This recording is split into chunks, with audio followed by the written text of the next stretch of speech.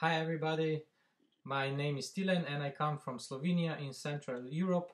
I would like to present to you my final project of this wonderful science and cooking course. I named this project Yeast and Salt. Yeast is one of the most important domesticated organisms in human history.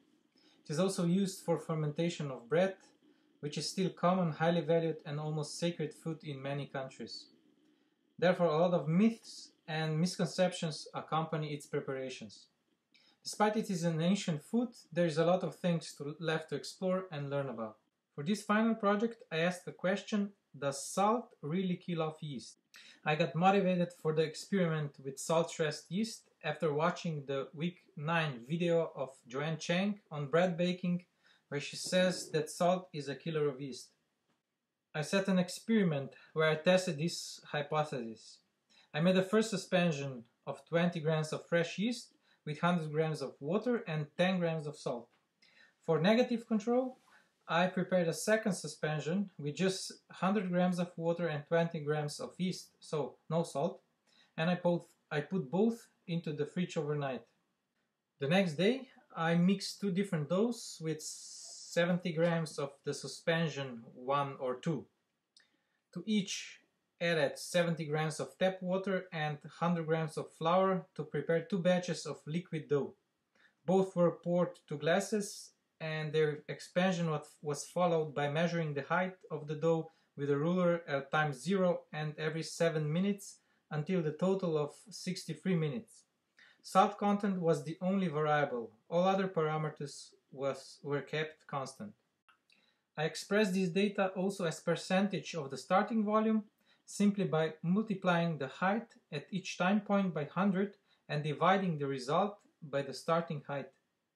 In the dough made with suspension 2, the volume expansion due to the yeast fermentation already started at time 0.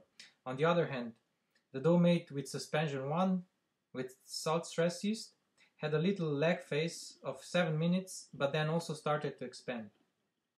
The dough with unstressed yeast, made with suspension 2, reached a higher maximum volume than the dough with the stressed yeast, and this also happened approximately 7 minutes earlier.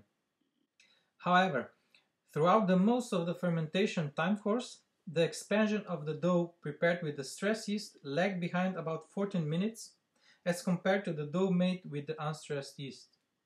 These results indicate that salt acts as a weak yeast inhibitor, but certainly not as a killer.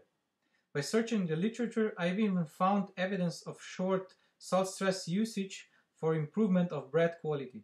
Especially for sweet doughs, the salt stress is supposed to boost up fermentation due to pre-adaptation of yeast. From my data, I can recommend some recipe changes.